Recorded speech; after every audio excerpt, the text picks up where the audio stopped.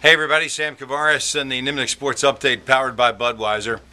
Jaguars lose to the Browns, and I say it that way because that's exactly what happened. They lost to the Browns. They lost the game. It's not like the Browns beat them.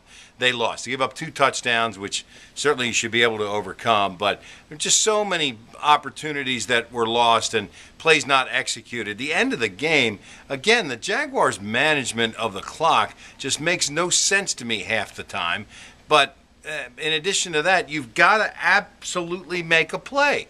Jason Hill has got to catch that ball. There's 50 receivers in the National Football League who would catch that ball. Not even talking about, Larry Fitzgerald and Hines Ward and guys like that. There's a bunch of guys who catch that ball. And then on the final play of the game, a lot of that's got to go right to the feet of Dirk Cutter, because when you've got a rookie quarterback, you got to tell him what you think is going to happen in that situation. Hey, if you come up there, you see man coverage, first guy I want you to look at when you step away is the linebacker.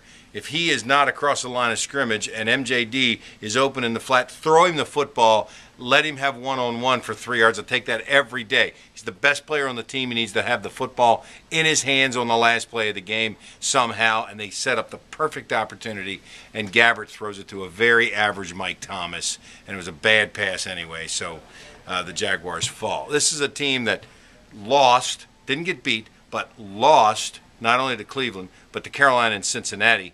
Take those, throw that together, and all of a sudden the Jaguars, believe it or not, are some kind of contender. 6 wins. You look at the whole league. I mean, there's one undefeated team, there's another team that's got 1 loss, and everybody else is really average.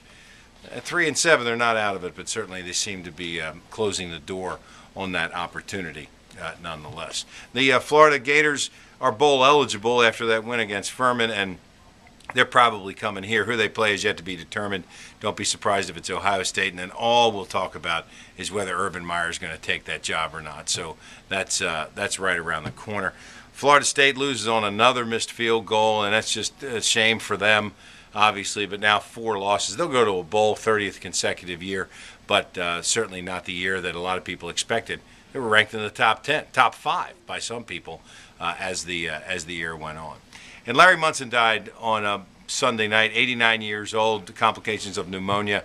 The voice of the Georgia Bulldogs, voice of the Jacksonville Bulls, in fact, when they were here for their 2 years in the USFL. And when you start looking at the things that he added to the lexicon of Georgia fans, I think I broke my chair, run, Lindsey, run, Lindsey Scott, Lindsey Scott, Lindsey Scott, hey, Lauren, what you got?